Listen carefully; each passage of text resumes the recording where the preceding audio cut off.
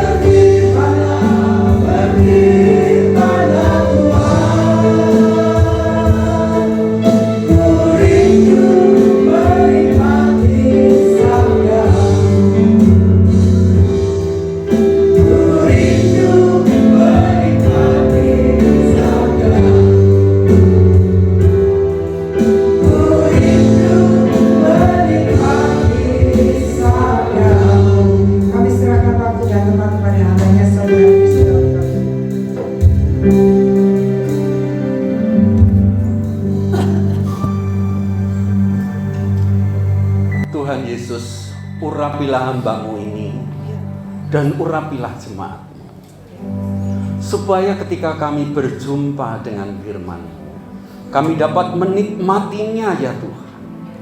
Karena kami tahu bahwa setiap saat ketika kami mendengar dan membaca firman-Mu, Engkau berbicara kepada kami.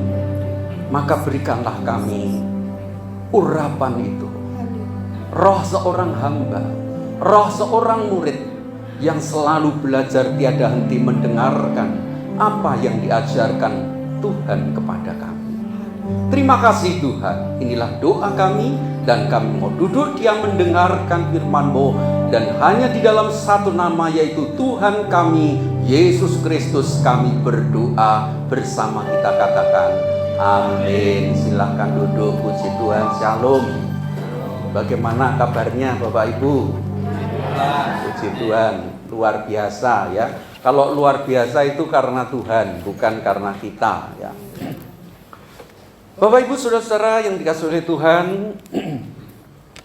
kita bisa menikmati firman itu adalah ketika kita benar-benar membuka hati kita dan kita benar-benar mau menerima pimpinan Roh Kudus di dalam diri kita. Kalau tidak, saudara-saudara, kita tidak akan pernah bisa menikmati. Karena menikmati firman itu tidak sama dengan orang yang belajar untuk memenuhi akal budinya, pikirannya. Ya. Maka ketika Roh Kudus itu bekerja di dalam diri kita dan kita mau dibiarkan untuk dipimpin, maka kita akan dapat menikmati firman itu betapapun berat hidup yang kita jalani. Yeremia katakan di dalam pasal 18 atau pasal 17 di sana dikatakan, ketika aku berjumpa dengan firman-Mu, aku memakannya, menikmatinya. Walaupun, saudara, kalau kita membaca secara keseluruhan pasal itu, Yeremia itu menghadapi pertanyaan-pertanyaan hidup. Ia menunaikan tugasnya sebagai seorang nabi yang diutus langsung oleh Tuhan. Tetapi kenapa ia diperhadapkan kepada masyarakat Israel yang menolaknya, masyarakat Israel yang justru melawannya? Dan ini menjadi satu beban yang berat bagi Yeremia. Bahkan dia sempat mengadu dan mengeluh kepada Tuhan. Tetapi dalam kondisi seperti itu, dia menikmati betapa sedapnya, betapa nikmatnya Tuhan itu. Di dalam kitab Wahyu juga dikatakan demikian oleh Yohanes, bahwa firman Tuhan itu, saudara-saudara, walaupun begitu pahit, saudara, ketika dikecap, tetapi manis, saudara-saudara, dirasakan. Ini sungguh luar biasa. Maka pada saat ini, saudara-saudara, pada sore hari ini mari kita belajar menikmati firman Tuhan. Sebab kalau kita tidak membuka hati kita terhadap Roh Kudus, kalau tidak ada kecocokan dengan firman Tuhan dengan hidup kita, itu bisa membuat kita mutung, membuat kita tidak punya semangat. Bahkan kita akan jatuh di dalam paham pilih-pilih, pengkhotbah, favoritisme. Memilih, kalau khotbahnya orang ini saya senang karena enak. Saudara-saudara, mendengarkan firman Tuhan bukan masalah enak, tidak enak, tetapi bagaimana isi dan pesan yang disampaikan Tuhan itu. Maka pada sore hari ini mari kita membuka Alkitab kita bersama-sama di dalam kitab Efesus pasalnya yang ke-6. Kitab Efesus pasalnya yang ke-6. Tema gereja kita adalah perlengkapan rohani. Efesus pasal 6 ayatnya yang ke-10 sampai ayatnya yang ke-20. Efesus pasal 6 ayat 10 sampai ayatnya yang ke-20. Sudah ketemu? Akan saya bacakan untuk Bapak Ibu Saudara-saudara sekalian. Ya, saya memakai terjemahan baru kedua. Jadi mungkin ada beberapa kata-kata yang tidak sama, ya. Efesus pasalnya yang ke-6 ayatnya yang ke-10 sampai ayatnya yang ke-20. Demikianlah firman Tuhan. Akhirnya hendaklah kamu kuat di dalam Tuhan, di dalam kekuatan kuasanya. Kenakanlah seluruh perlengkapan senjata Allah supaya kamu dapat bertahan melawan tipu muslihat iblis. Karena perjuangan kita bukanlah melawan darah dan daging, tetapi melawan pemerintah-pemerintah, melawan penguasa-penguasa, melawan kuasa-kuasa dunia yang gelap ini, melawan roh-roh jahat di langit. Sebab itu ambillah seluruh perlengkapan senjata Allah supaya kamu dapat mengadakan perlawanan pada hari yang jahat itu dan tetap berdiri. Sesudah kamu menyelesaikan segala sesuatu, jadi berdirilah tegak, berikat pinggangkan kebenaran dan berbaju sirahkan keadilan. Kakimu berkasutkan kerelaan untuk memberitakan Injil damai sejahtera. Dalam segala keadaan pergunakanlah perisai iman Sebab dengan perisai itu kamu akan dapat memadamkan semua panah api dari si jahat. Dan terimalah ketopong keselamatan dan pedang roh, yaitu firman Allah. Dengan segala doa dan permohonan, berdoalah setiap waktu di dalam roh, dan berjaga-jagalah di dalam doamu itu dengan permohonan yang tak putus-putusnya untuk semua orang kudus, juga untuk aku, supaya kepadaku, jika aku membuka mulutku, dikaruniakan perkataan yang benar, agar dengan keberanian aku memberitakan rahasia Injil yang kulayani sebagai utusan yang dipenjarakan. Berdoalah supaya dengan keberanian aku menyatakannya sebagaimana seharusnya aku berbicara. Amin. Bapak Ibu Saudara, tanpa disadari bahwa di mana kita hidup sekarang ini, yaitu di bumi ini, kita tidak menyadari bahwa ada satu realitas yang tidak terlihat yang memiliki struktur, pemerintahan serta siasat untuk menjalankan misinya untuk menipu agar tersesat dan membinasakan. Kita sudah tahu siapakah dia. Dia adalah iblis. Kita dapat melihat itu di dalam Yohanes 8 ayat 44 bahwa misi atau tujuan iblis adalah untuk menipu, membinasakan. Itu adalah goal dari iblis, saudara-saudara yang dikasihi oleh Tuhan. Pekerjaannya ia selalu berjalan, berkeliling ke sana kemari untuk mencari korban atau mangsanya. Kita dapat melihat itu di dalam Ayub pasal 1 ayat yang ke-7 dan 1 Petrus 5 ayat yang ke-8 yang tentu tidak asing buat kita. Bahwa dia berjalan, berkeliling sama seperti singa. Di dalam kitab Ayub dia menjelajah mengelilingi bumi untuk melihat anak-anak manusia, terutama di sini adalah anak-anak Tuhan. Saudara-saudara, untuk tujuan itu paling tidak ada dua hal yang paling penting yang akan dirusak. Pertama adalah iman kebenaran serta moral hidup manusia. Dalam hal ini saya tempatkan moral hidup manusia dalam standar kekristenan atau standar Alkitab.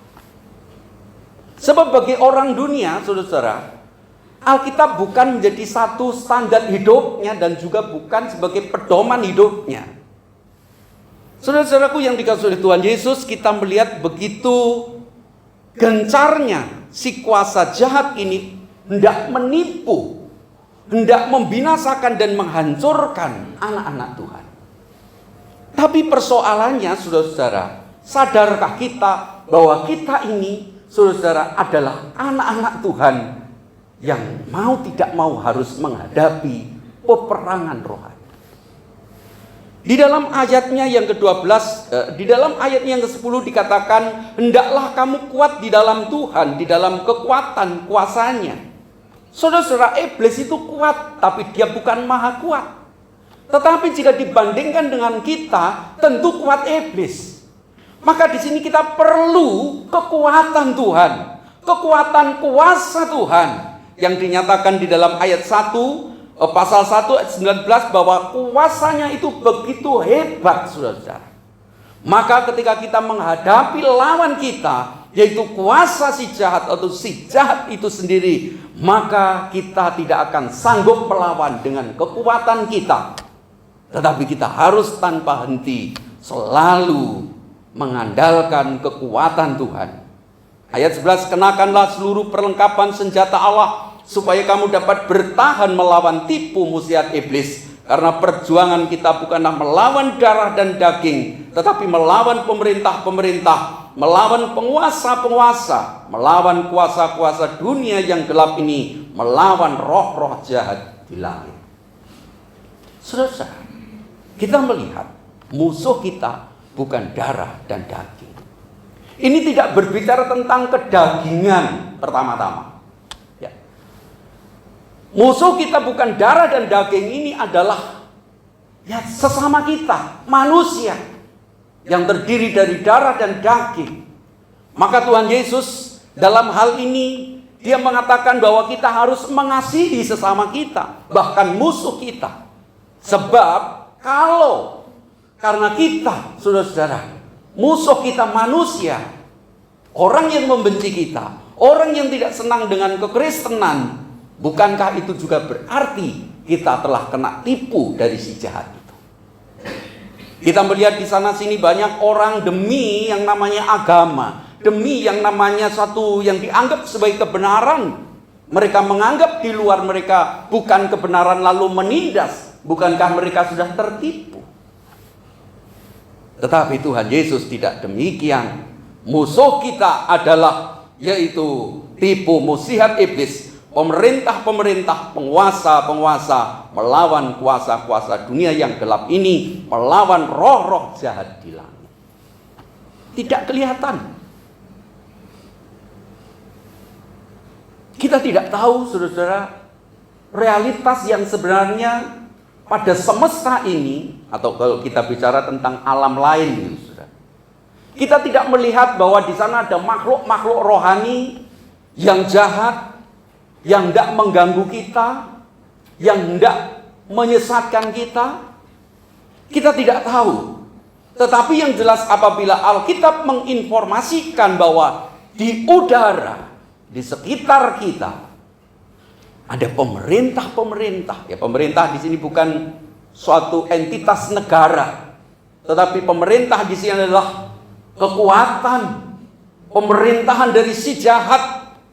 Kalau disebut pemerintah-pemerintah berarti ada rajanya, punya anak buah. Demikian pun iblis dengan kekuatannya, dengan struktur pemerintahannya, dia juga punya andek-andek, punya roh-roh lain yang dapat ia kerjakan untuk menghancurkan, untuk menipu, menawan manusia.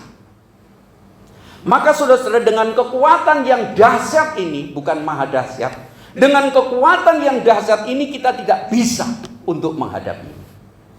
Sekali lagi, kita perlu kekuatan kuasa Tuhan. Kita perlu kekuatan kuasa Tuhan untuk mengalahkan iblis ini.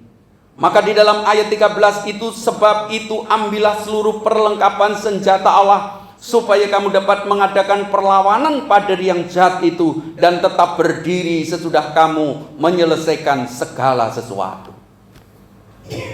Sepanjang jalan hidup kita sampai finish, sampai selesai pertandingan atau pertempuran atau peperangan ini, kita tetap dapat berdiri teguh selama kita tetap menggunakan, memakai perlengkapan senjata rohani, senjata Allah. Lalu saudara-saudara, di dalam ayatnya yang ke-14 itu dirinci senjata apa dan apa artinya bagi kehidupan kita. Ayat 14, jadi berdirilah tegap, berikat pinggangkan kebenaran dan berbaju jirahkan keadilan. Kakimu berkasutkan kerelaan untuk memberitakan Injil damai sejahtera. Dalam segala keadaan pergunakanlah perisai iman, sebab dengan perisai itu kamu akan dapat memadamkan semua panah api dari si jahat. Dan terimalah ketopong keselamatan dan pedang roh, yaitu firman Allah. Saudara, sampai ayat 17 ini kita melihat ada 6 elemen, 6 alat yang Tuhan anugerahkan bagi kita, supaya kita mengalami kemenangan, kekuatan yang dari Tuhan itu. Pertama adalah sabuk keselamatan, sabuk atau ikat pinggang kebenaran. Ini harus selalu kita pakai. Ya, kebenaran Allah, kebenaran yang sifatnya mutlak dan tidak dapat ditawar lagi dan tidak dapat dirumuskan lagi. Lalu keadilan sebagai baju zirah. Karena baju zirah ini dapat diidentikan dengan pakaian keseluruhan yang kita pakai, mungkin dari baju sampai celana. Keadilan artinya bahwa hidup kita oleh keadilan Tuhan, kita telah menjadi orang-orang yang mendapatkan kebenaran dari Tuhan. Saudara-saudaraku, kita harus sadar siapa kita di hadapan Tuhan. Keadilan Allah di satu sisi dia menghukum, tetapi di satu sisi dia mengampuni. Dia mengampuni, dia menebus. Dan itu hanya terjadi hanya pada dalam diri Yesus Kristus, dan itu dianugerahkan. Kalau boleh saya bilang, ditransferkan atau ditanamkan, diberikan kepada kita sehingga kebenaran Yesus Kristus itu menjadi kebenaran kita, dan itu terjadi karena Allah itu sungguh-sungguh adil. Yang ketiga adalah Injil sebagai sepatu, sebagai kasut. Orang-orang percaya mendapatkan tugas khusus dari Tuhan setiap masing-masing untuk berkasutkan Injil. Menunaikan tugas ini dengan rela. Dalam kitab suci di sini dikatakan bahwa jadi kakimu berkasutkan kerelaan untuk memberitakan Injil damai sejahtera. Kerelaan berarti kita sukacita bukan dengan paksa, tetapi karena dorongan sukacita akibat pembenaran yang Tuhan anugerahkan kepada kita itu membuat kita, saudara-saudara, mudah untuk menyampaikan Injil itu. Karena dengan kita menyampaikan, memberitakan Injil, sebenarnya kita sedang melawan rencana si jahat untuk membinasakan banyak orang. Tetapi dengan Injil yang diberitakan ini, kita dengan kekuatan Allah yang kita mohon, kita merebut jiwa-jiwa yang berdosa, jiwa-jiwa yang ditahan oleh kuasa si jahat, supaya dengan kekuatan Injil itu dilepas. Jadi kesaksian ini bukan kesaksian ya seperti tahun baru atau apa ya, bukan kesaksian itu maksudnya, saudara-saudara. Lalu saudara-saudara, yang keempat adalah iman sebagai perisai. Apa iman itu? Kita seringkali memahami iman itu hanya sekedar sebagai kredo, sebagai konfesi, sebagai satu pengakuan. Iman hanyalah sebuah ungkapan verbal yang tidak memiliki makna dalam hidup kita. Sehingga ketika orang melawan kuasa si jahat, tipu muslihatnya, seringkali hanya berkata, dalam nama Yesus, dalam nama Yesus, dalam nama Yesus. Tetapi tahukah saudara bahwa dalam nama Yesus itu ungkapan verbal. Tetapi kalau keseluruhan hidup kita tidak berbaju sirahkan kebenaran keadilan itu, maka ungkapan dalam nama Yesus itu akan melayang dengan sia-sia dan tidak memiliki kuasa. Saudara lihat dalam Kisah Para Rasul, ada seseorang yang mau menggunakan nama Yesus, dalam nama Yesus, tetapi justru malah iblis yang mendorongnya untuk mengucapkan itu. Mengerikan, saudara-saudara. Maka untuk itu kita harus benar-benar memahami iman kita, agar kita memiliki perisai yang dapat menangkal setiap hal-hal yang bertentangan dengan iman. Iman sendiri juga di dalamnya mengandung kesetiaan. Betapapun derasnya, saudara-saudara, ancaman, baik itu dari sisi pengajaran, ancaman cobaan kehidupan, masalah-masalah hidup, kita masih tetap menter, kita tetap mampu menghadapi karena kita memiliki perisai iman untuk menangkalnya. Lalu bagian yang kelima adalah keselamatan sebagai ketopong. Ketopong ini sepintas seperti kepompong, ya, tetapi ini bukan kepompong. Ketopong ini mungkin padanannya dalam dunia sekarang ya helm, ya, karena Rasul Paulus di dalam menggambarkan tentara atau perlengkapan rohani ini bagaikan tentara Romawi. Kalau kita lihat, saudara-saudara, mereka pakai helm, pakai pedang, pakai perisai, pakai sepatu. Ya, kalau kita lihat di Vatikan, ya, di Roma kita masih melihat ada sisa-sisa itu, garda Swiss itu pakaiannya seperti itu. Saudara-saudaraku yang dikasihi Tuhan Yesus, keselamatan ini harus menjadi ketopong dalam hidup kita, menjadi helm bagi kita. Keselamatan itu di dalam bahasa perjanjian lamanya adalah Yehova Shalom. Dapat diartikan sebagai Tuhan damai sejahtera, tetapi Tuhan itu juga keselamatan. Dan yang keenam adalah firman Allah sebagai pedang. Saudara-saudara, kalau kita menggambarkan, mengimajinasikan pedang, pisau, kalau tajam, disentuh saja akan membuat terluka. Dan firman Allah di dalam kitab suci digambarkan sebagai pedang bermata dua. Artinya apa? Firman Allah harus benar-benar kita pakai di dalam kehidupan kita untuk menyerang kuasa gelap. Jangan sampai kuasa gelap itu memakai firman ini justru untuk menyerang kita, untuk menipu kita. Maka di sini kita kembali betapa pentingnya kita harus belajar firman Tuhan. Karena pedang ini adalah satu alat yang sungguh-sungguh mematikan apabila kita benar-benar dapat menggunakannya. Maka dalam kaitan firman kita dapat memahaminya dan mengerti dengan sebenar-benarnya.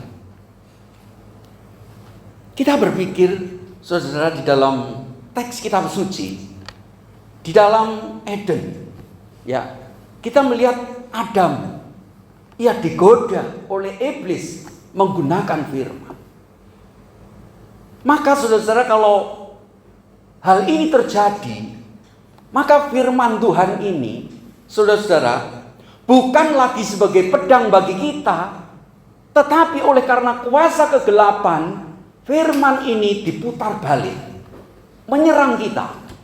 Dan kalau kita sekali lagi tidak memiliki perisai iman dan mengerti firman Allah ini, kita akan jatuh. Ya pinter ngutak-ngatik gitu. Bukankah Tuhan bersabda begini, begini, begitu. Kalau begini, begitu berarti kamu boleh gini dong. Lalu kejadian itu, Yesus Kristus sebagai Adam yang baru mendapatkan perlakuan yang sama. Bukankah kamu anak Allah? Ayo jatuhkan dirimu. Bukankah di dalam Mazmur dikatakan Allah akan menolongmu? Tetapi apakah Yesus sebagai anak Allah yang tentu memiliki kuasa, dan itu pasti, bahkan dia perannya sebagai anak Allah yang tampil di bumi, bukankah dia bisa berseru kepada Bapaknya? Bahkan mungkin ketika Yesus mau menjatuhkan diri, tidakkah bahwa Bapa di surga akan menolongnya? Karena memang dia anak Allah. Tetapi kenapa Yesus tidak mau? Karena tipuan iblis. Sekali lagi, tujuan iblis adalah menipu. Dia adalah diabolos, iblis, penipu muslihat. Saudara-saudara, dia memelintir, memakai firman-firman hanya untuk menjatuhkan manusia. Mau menjatuhkan, menggagalkan Yesus Kristus sebagai Adam yang baru. Adam yang pertama dengan tipuannya jatuh. Adam yang kedua sudah yang melahir barukan kita. Dengan tipuan iblis dia tidak jatuh. Kenapa? Saudara-saudara, kenapa Yesus kok tidak mau menjatuhkan diri? Bukankah dia Allah? Dan tidak mungkin Yesus akan binasa. Karena Yesus, saudara-saudara, tahu siasat iblis. Sebab dengan Yesus menjatuhkan diri, dan dalam keadaannya sebagai manusia dia mati, dia tidak mati di salib, maka dalam tanda kutip, rencana Allah untuk menyelamatkan kita melalui salib itu akan menjadi gagal.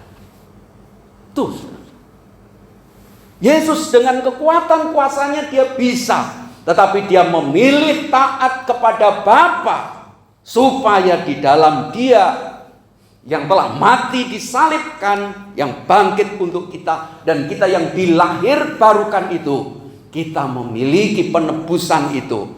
Maka di dalam dialah, saudara-saudara, kita berada, di dalam dialah kita dilahirkan, dan hanya di dalam dialah kita memiliki kemenangan itu. Pertanyaannya, loh, Tuhan Yesus sudah memenangkan. Kok disuruh perang? Apa maksudnya? Saudara-saudara, di dalam kitab Ibrani pasalnya yang ke-12, ya ayatnya yang ke-4 ya. Kalau tidak salah di sana dikatakan bahwa Yesus sudah dalam perjuangannya melawan dosa, yang tentu di belakangnya itu ada pemerintah-pemerintah, kuasa-kuasa yang tertulis dalam teks ini. Dia harus mencucurkan darah sampai pada kematian. Itu untuk kita, saudara.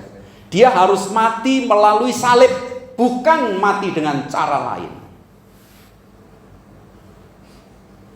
Dan kita, saudara, sebagai anak-anaknya yang telah meninggalkan jejak bagi kita dan telah memberikan kemenangan buat kita, kita disuruh untuk berjuang, berperang. Ya, berperang dengan kuasa setan. Hanya saja kita berperang di dalam kemenangan Tuhan Yesus Kristus. Kita berperang, kita melawan kuasa si jahat itu bukan dengan kekuatan kita, tetapi dalam kemenangan kebangkitan Yesus Kristus yang tidak dapat digagalkan, yang tidak dapat dibatalkan oleh siapapun juga, karena itu sudah dimeteraikan di dalam diri kita. Saudara, ada orang bertanya, apa sih artinya di dalam itu? Ya. Dalam nama Yesus, di dalam Dia, tinggal dalam aku di dalam kamu. Ini hal yang sinonim. Tinggal di dalam atau union with Christ, saudara-saudara, ini tidak dapat dipahami sebagai pemahaman yang sifatnya mistik. Seperti misalkan seseorang yang bersemedi, lalu ada roh halus, dia masuk di dalam dirinya, akhirnya menyatu. Ya, ada lagi itu sebuah film, saudara ya, ada dia meminta kekuatan kepada patung, ya, dan patung ini, saudara, memang ada rohnya. Maka ketika dia meminta kekuatan pada patung itu, dia minta, saya tidak mau kasih tahu judulnya film apa, nanti takutnya ibu nonton mah takut ya, karena ini film horor. Ya, lalu dia minta, satukan rohku, satukan roh kami supaya kami menjadi satu kekuatan yang dahsyat. Lalu roh yang ada di dalam patung itu, saudara, dia menyatukan dua manusia ini menjadi satu tubuh. Ini adalah pemahaman mistik yang sifatnya indrawi, dan kalau kita tidak hati-hati, kita akan jatuh di dalam pemahaman seperti ini. Ya. Jadi tinggal di dalam Kristus atau satu di dalam Yesus Kristus itu adalah relasi, hubungan, kepenuhan dari Tuhan itu yang mau memerintah di dalam diri kita. Pemahaman mistik lain yang keliru adalah perjamuan kudus. Ada beberapa orang mengatakan bahwa ketika aku makan perjamuan kudus, disitulah Tuhan Yesus masuk di dalam tubuhku dan aku menjadi satu dengan Dia. Bukan demikian. Kesatuan kita dengan Yesus Kristus itu adalah kesatuan. Ia tinggal di dalam diri kita karena Dia ingin hidup kita sepenuhnya sesuai dengan apa yang dikehendaki Tuhan. Dan kalau kita di dalam Tuhan, berarti bukan kita lagi yang eksis, tetapi Tuhan itu yang eksis. Tuhan itu yang berada. Maka kesatuan Yesus Kristus dengan kita inilah yang akan meringkas seluruh perlengkapan senjata rohani itu. Kalau kita mau mencoba keluar untuk tinggal di dalam Yesus Kristus, maka Yesus katakan, di luar aku, kamu tidak bisa berbuat apa-apa. Saudara-saudara, lawan kita adalah penguasa si jahat yang tidak kelihatan. Banyak hal memang yang harus kita renungkan di dalam perenungan firman Tuhan ini. Sebab saudara-saudara, kalau firman Tuhan ini kita mau diskusikan secara tatap muka atau secara pribadi akan sangat begitu panjang. Tetapi inti dari apa yang disampaikan oleh Rasul Paulus sebagai satu pesan akhir dari surat Efesus ini sangat begitu mendesak dan begitu penting.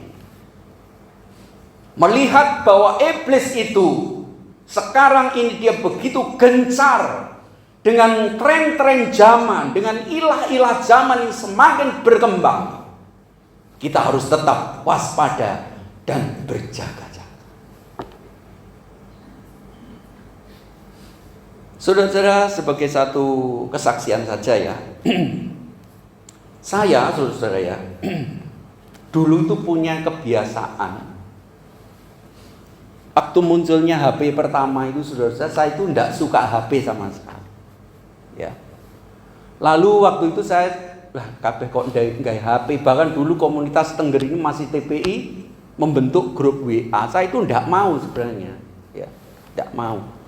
Nah, terus setelah itu sudah saya pengen nyoba tuku pertama itu HP Smartfren. Terus Smartfren waleh ganti Flexi. Dulu ada Flexi ya, dulu ya. Flexi, terus saya itu ganti yang gambarnya berwarna, Nokia dulu itu ada. Ya. 1 tahun itu sampai 3 kali ganti-ganti itu sudah. Ya. Terus setelah itu muncul lagi Android. Wah, ketinggalan zaman. Beli lagi. Android itu tak hitung-hitung, saudara-saudara. Mungkin ya mulai dari Android pertama itu apa ya Jelly Bean apa itu dulu itu, sing pertama kali itu. Itu saudara-saudara saya gonta-ganti. Saya sadar bahwa ini tidak baik. Tetapi kenapa ya Tuhan? Dorongan untuk selalu beli ini kok ada terus. Apakah ini roh tuku? Katanya gitu, saudara. Roh tuku, roh males. Padahal karpe dewe mau mengambing hitam roh tuku, saudara. Roh males. Terus saya renungkan, saudara, bertahun-tahun kok ganti Android meningkat lagi, takut ketinggalan beli lagi, saudara-saudara. Lalu saya sadar, sebenarnya apa yang saya butuhkan dari HP? Paling enggak kan hanya sebenarnya cukup untuk komunikasi saja. Ya karena dulu di sini ingin membentuk grup WA pertama-tama dulu itu sudah akhirnya saya beli Android pada waktu itu ya. Terus setelah itu ya ikut WA sampai. Tapi waktu itu roh tuman untuk beli itu belum mari. Masih tuku kok gak kapok-kapok. Terus setelah itu setelah saya sadar sebenarnya kurang begitu secara fungsi HP ini memang untuk komunikasi. Tetapi kalau ada hal-hal lain yang saya kejar melalui HP ini dan tidak ada urgennya bagi hidup saya, sebenarnya saya telah berdosa kepada Tuhan. Dan saya untuk mengatasi ini sangat begitu sulit. Makanya saya, Tuhan tolonglah aku ini. Engkau tahu aku ini manusia yang sekali saja engkau selentik akan jatuh. Tetapi apa dayalah aku, Tuhan. Aku ini tidak punya kekuatan apapun. Kalau engkau enggak tolong, kalau engkau tidak memperkuat aku melalui roh-Mu yang kudus, aku akan terus tenggelam. Dan puji Tuhan sudah saya bisa mengatasi itu. Dan puji Tuhan ini sudah hampir 4 tahun. Saya tidak ganti-ganti. Cuma yang rusak kulitnya dok ya. Moga-moga ya gak rusak dan gak ketinggalan zaman itu aja. Ya. Dan saya sadar dan sejak waktu itu saya melatih diri. Dan saya tahu bahwa ini sebenarnya trik dari kuasa pemerintah-pemerintah di udara ini untuk menipu saya supaya saya menjadi penyembah keinginan saya dan saya menjadi kalah. Tetapi puji Tuhan seperti yang dikatakan Rasul Paulus bahwa kita sudah ada di jalan kemenangannya. Maka ketika kita sadar, ketika kita tahu bahwa kita lemah dan di situ kita datang kepada Tuhan, kita berdoa, kita mohon kekuatan kuasanya itu, saya percaya karena kita orang yang lebih dari menang, kita akan menang. Kita akan menang dalam peperangan rohani itu karena Tuhan Yesus Kristus yang memenangkan kita. Lalu saudara di dalam ayatnya yang ke-19, 18 sampai ayat yang ke-20 akan saya bacakan. Ayat 18, dengan segala doa dan permohonan berdoalah setiap waktu di dalam roh dan berjaga-jagalah di dalam doamu itu dengan permohonan yang tak putus-putusnya untuk semua orang kudus. Juga untuk aku, supaya padaku jika aku membuka mulutku dikaruniakan perkataan yang benar, agar dengan keberanian aku memberitakan rahasia Injil yang kulayani sebagai utusan yang dipenjarakan. Berdoalah supaya dengan keberanian aku menyatakannya sebagaimana seharusnya aku berbicara. Saudara-saudara, di sini kita melihat bukan berarti Rasul Paulus itu orang yang memiliki kekuatan supranatural sehingga dia tidak membutuhkan doa. Rasul Paulus tetap membutuhkan doa. Dalam suratnya dia mohon doa supaya di samping kita berjaga-jaga dalam doa, maka kita pun juga harus berdoa untuk hamba-hamba Tuhan dalam tugasnya menyampaikan Injil itu, supaya dengan kekuatan kuasanya yang dianugerahkan itu, para rasul, para hamba-hamba Tuhan diberi hikmat menyampaikan Injil itu, supaya setiap jiwa yang ditawan oleh kuasa kegelapan itu dapat dimenangkan. Puji Tuhan. Lalu saudara-saudara yang dikasihi Tuhan Yesus, kita juga harus berdoa untuk semua orang kudus. Apa ini orang kudus? Mungkin Bapak Ibu ada yang bisa beri definisi yang sederhana, apa yang dimaksud orang kudus? Ada? Ini kalau ada Bu Ica mungkin bisa dijawab. Orang kudus itu adalah orang yang percaya kepada Tuhan Yesus Kristus. Bukan orang suci secara moral yang tidak bernoda.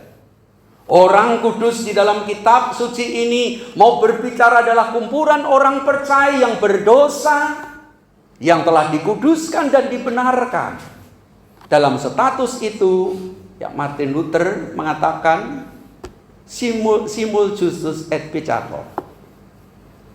Kita memang sungguh-sungguh orang berdosa, tetapi pada waktu yang sama kita adalah orang-orang kudus. Kita adalah orang-orang benar.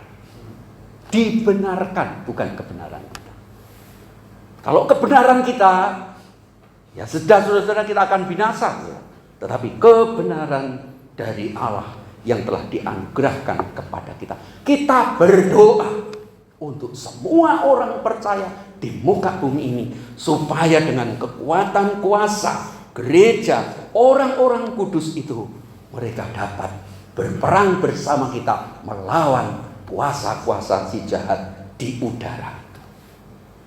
Saudara-saudara, di sini ada yang saya sedikit jelaskan, yaitu berdoalah setiap waktu di dalam roh.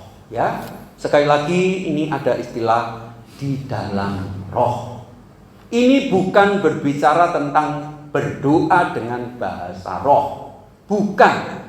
Berdoa di dalam roh itu adalah melibatkan keseluruhan eksistensi atau keberadaan kita sebagai manusia yang utuh, yang menurut kuasa dan kehendak roh itu. Ya, itu harus digarisbawahi. Jangan sampai disalah mengerti. Berdoa di dalam roh adalah doa yang melibatkan keseluruhan hidup kita, tubuh, jiwa, dan roh, dalam pimpinan roh, kehendak Allah. Maka saudara-saudara, ketika orang-orang percaya, ketika sudah tidak mampu lagi mengungkapkan, membahasakan hidupnya di dalam doa, maka Roh Kudus menjadi pengantara untuk mendoakannya, menyampaikannya kepada surga. Bapak Ibu saudara-saudara yang dikasihi Tuhan Yesus, kita bersyukur pada malam hari ini Kita telah dibukakan satu rahasia bahwa Allah yang murah hati telah memberikan kita sarana-sarana, anugerah-anugerah, bukan Pak Anugerah ya. Pak Anugerah ini paling banyak disebut di dalam khotbah. Karunia-karunia untuk melengkapi pertumbuhan iman kita agar kita semakin gemilang dan tetap dapat teguh di dalam iman. Sebagai ayat yang terakhir ya, sebagai penutup saja, kita akan lihat di dalam Efesus pasalnya yang pertama saja, saudara.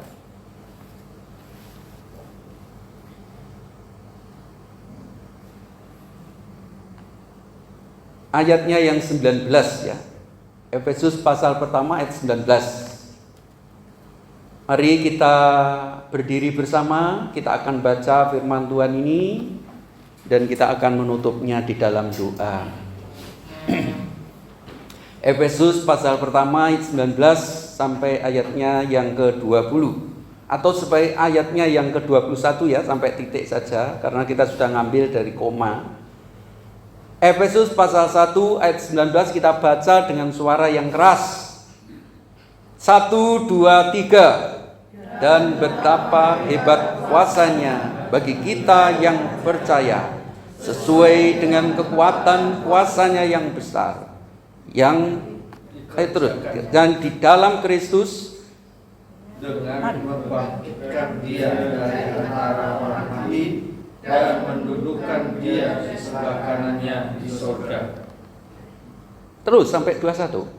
Jauh lebih tinggi dari segala pemerintah dan penguasa dan kekuasaan dan kerajaan dan tiap-tiap nama yang dapat disebut, bukan hanya di dunia ini saja, melainkan juga di dunia yang akan datang. Amin. Saudara-saudara, Yesus Kristus dengan kekuatan kuasanya yang telah memperlengkapi kita dengan senjata rohani, Dia kuasanya, pemerintahannya, kekuasaannya, kerajaannya mengatasi segala kuasa, pemerintahan dan penguasa-penguasa iblis sekalipun yang mau melawan kita. Tetapi Yesus yang menang itu, yang telah bangkit dan duduk di sisi kanan Allah Bapa itu, Dia menjadi pembela kita. Dia menjadi pemenang buat kita. Kita berperang dalam jalan kemenangan Yesus Kristus Tuhan kita. Amin. Marilah kita berdoa. Bapa di surga, kami percaya bahwa Engkau sungguh-sungguh telah memenangkan kami, jiwa kami, hidup kami dalam kemenangan Kristus yang telah bangkit dari kematian, yang telah mencurahkan Roh Kudus-Nya bagi kami. Sehingga di dalam Dia ada kekuatan yang besar, kekuatan yang dahsyat yang selalu kami mohon tanpa henti bagi kelemahan tubuh jasmani kami ini ya Tuhan. Kami sadar bahwa di sekitar kami, di sekeliling kami, hari-hari yang kami lalui adalah hari-hari yang jahat. Karena waktu-waktu yang kami hadapi bisa saja memungkinkan kami jatuh. Tetapi kami percaya kejatuhan orang benar tidak dibiarkan oleh Tuhan. Kejatuhan orang benar ditopang oleh Tuhan dan diangkat oleh Tuhan. Tuhan, tolonglah kami supaya perlengkapan senjata rohani ini sungguh-sungguh kami ambil dan kami gunakan dan kami berperang melawan tipu muslihat iblis dalam kehidupan kami dalam jalan kemenangan Tuhan kami Yesus Kristus. Terima kasih Tuhan, inilah doa kami. Di dalam satu nama yaitu Tuhan kami Yesus Kristus, kami berdoa serta mengucap syukur. Haleluya. Amin. Tuhan berkati setiap kita. Selamat malam dan shalom.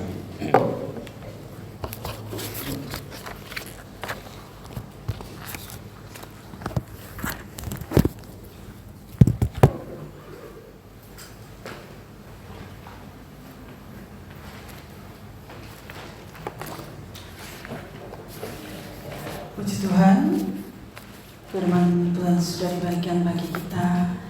Biarlah memberikan kekuatan bagi setiap kita untuk kita boleh menjalani hari-hari kita bersama-sama dengan Tuhan kita Yesus Kristus.